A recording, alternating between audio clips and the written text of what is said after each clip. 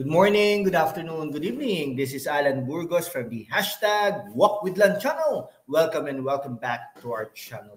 Guys, if you are not yet subscribed to our channel, please do it so now so that you can be a part of this growing family. Officially, we are now, wait, let me check. We are now 8,951 subscribers. Thank you so much, guys. God bless you all.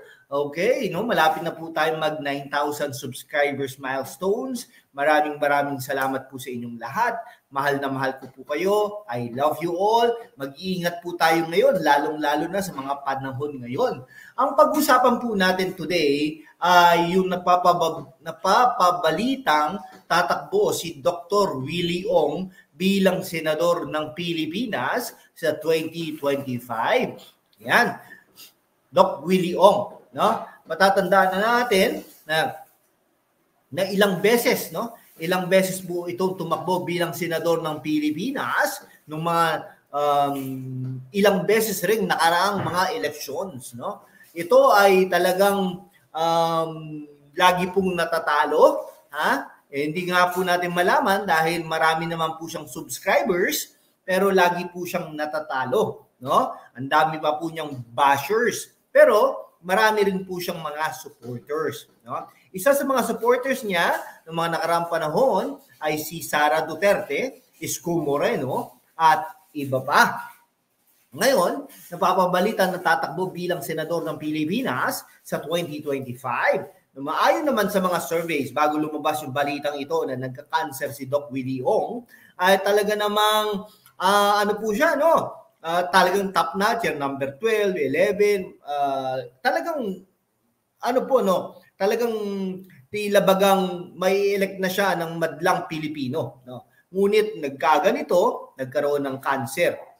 Okay, kaya lang, sabing nung pumunta nga si Yorme Isko Moreno, doon sa Singapore, kung saan nagpapagamot si Doc Willie Ong, ay talagang sabi niya kung may pagkakataon ay magsisilbi pa siya sa bayan, So magdi-decide siya kung tatakbo siya bilang senador, at sabi naman ni Yorme Isko Moreno bilang pangulo ng Aksyon Demokratiko na itinatag ni Raul Roco, dating senador at Education Secretary Raul Roco, ay talaga namang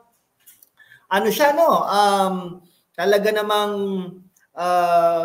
pwede siyang tumakbo at susuportahan siya ng Aksyon Demokratiko, Technically pwede din naman. Kaya lang nakakaawa din naman dahil kailangan mong umikot sa bansa, at pag hindi ka umikot ay talagang malamang na malamang ay matatalo ka naman dyan.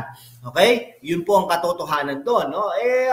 Ang parang exemption lang dyan to the rule ay si Antonio Trillanes. Kasi naman, sikat na sikat dati si Antonio Trillanes dahil sa kanyang mga ipinaglalaban. Pero ang tanong natin, nasan na nga ba ang pinaglalaban niya ba? O bumuti na ba ang bansa? Wala na po bang korap na mga politiko, Wala na po bang mga nagpapanggap na mga politiko na para bang iniikot-ikot ang bansang Pilipinas at ang mga kasyudad nila, Ayun pong tinatanong natin kasi galit po tayo sa mga politikong nagpapaikot ng mga tao, Kaya nga po kung talaga nakikinig kayo sa ating programa, ay galit na galit tayo sa mga ganyang politiko, Mga politikong pulpul. Yan nga po natin. Kaya, ayan, lagi po natin ibiniboto, Ito si Doc Willie Ong, ngunit talagang gano'n, Hindi manalo-nalo, Raul Roco, Miriam Defensor Santiago, Lacson, ayan yung mga politiko talaga na hindi naging senador o di kaya naging presidente ng Pilipinas, na talagang nakakabuti naman sa bansa. Kirubin, yan, isa pa yan, sana nga naman ay talagang ma-elect natin ang mga karapat-dapat. Pero ngayon ay different scenario, dahil nga may sakit na ang tao, ito dapat nating pagpahingahin na, kung gumaling, doon siya tumakbo. Pero sa ngayon, pagpahingahin muna natin Doc Willie Ong, talagang we are not against you, pero we are for you, we supported you, and we are supporting you, we are praying for you na malagpasan mo yan. siyang nawa, no? Buti ka nga, Doc. Marami kang subscribers na sumusuporta at talaga namang sa YouTube mo, isang post lang diyan ay talaga namang umaatikabong panonood, no? Biruin mo ang mga Pilipino dito sa Pilipinas, di ba? PhilHealth, wala. Hindi ka makakaasa dyan sa PhilHealth din, no? Kung baga, kasi PhilHealth, konti lang naman yata, pero nakakatulong din naman. Diba? Nakakatulong din naman ang PhilHealth. Dito sa Pilipinas, bago ka magkano, kailangan mong pumila, no? Para nasa ng dignidad din. Pero nakakaano din no? Ganun talaga ang buhay. Ganun talaga ang buhay. Ayun, nakakaano lang naman talaga dahil nakakaiyak din naman ang mga nangyayari dito sa Pilipinas, pero yung mga politikong ito, no, talagang gwapong-gwapo pa ang mga tao sa kanila at talaga pag may binatikos mo ang kanilang mga aksyon ay talaga namang bibirahin ka ng mga kanilang bulag na mga tagahanga. Yan, hindi nila ina-analyze. Biruin mo ang isang building, isang building, hindi mo ipagawa yan, walang maintenance yan ng ilang taon, no? Sabihin mo ng 7 taon, 9 na taon, walang maintenance yan. Diyos ko, di ba? Saan ka naman makakita na magiging maayos pa rin yan pagdating ng dulo ng 8 taon? Nakuha niyo po ba? Siyempre, masisira yan. Talagang magkrakrak yan.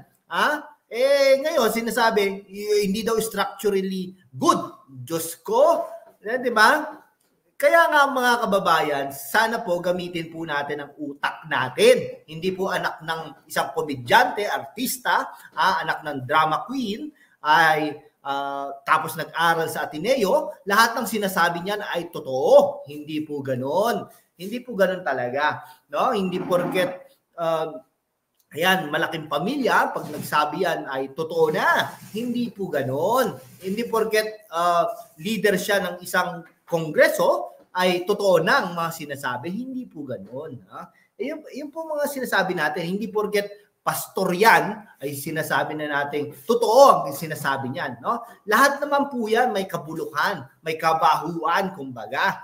Di ba? Kaya nga lang tayo bilang mamamayan at nag-i-elect sa kanila, Diyos ko, iano po natin, ayusin po natin, gamitin po natin ang ating mga utak. Ayan po ang sinasabi natin, no? Ay tayo, wala po tayong mga kinakakampi-kampihan, no? Pero may mga susuportahan at sinusuportahan na tayo base sa good governance, base sa anti-corruption, yung mga ganong kabasihan. Pero ang gusto natin, continuity at unity, kumbaga. Yan po, no? Ina-advocate po yan ni Sara Duterte, ha? Ina-advocate po yan ni Isko Moreno, no? Kasi ito, kung sino man makakalaban ni Vico Soto, di ba? Kasi ang model ng mga politikong pulpul ay talagang pababayaan ng mga proyekto ng kanilang mga kalaban ilang taon, no? Taon yan, buwan, hindi nila papansinin yan, Diyos ko Lord.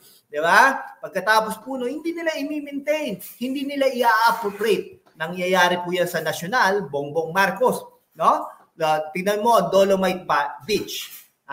Simpleng ano lang yan, simpleng example lang po yan. Hindi na ipinapansin, wala nang appropriations diyan, panay ayuda na tayo, no? Wala na. Hanggang makalimutan yan ng tao, no? Ngayon, biglang magtatayo yan ng bago, Tapos sasabihin niya, ito ang aking legacy yan. Nako po, ayun ang mahirap sa gobyerno. Vico Soto, example din, di ba? City Hall, ganyan din po yan. Yung mga pathway, walkway, no? Yung mga bike lane, pinabayaan yan, no? Yung mga, yung letter E naman talaga, kailangan alisin na yan, pero siya, pinababayaan lang niya, no? Parang ganon. Yung mga green buildings dyan, no? Pinabayaan na. Nakuha niyo po ba? Dyan sa Maynila, ganyan din po. Hani Lacuna. Pinababayaan. Ganyan po mga model-model. No? Dyan sa Caloocan, pag nanalo si Trillanes, definitely, pababayaan lahat yan. No? Eto, panawagan ko lang kay Malapitan, pagandahin pa ng gusto ang Caloocan. No? Walang political age dapat. Kung kunwari, kahit kalaban mo yung barangay captain, sementohin mo. Ayusin mo. May nababalitaan po kasi tayo, bakundaan dyan sa Caloocan. Yan po ang sinasabi natin. Kaya po ayusin natin para naman mapagsilbihan natin ang taong bayan. Okay? Buti pa sa Quezon City, maganda ang pamamalakad. Sige po, hanggang dito na lang po mga kaibigan ko ha. Maraming salamat po sa inyong lahat. Mabuhay po kayo.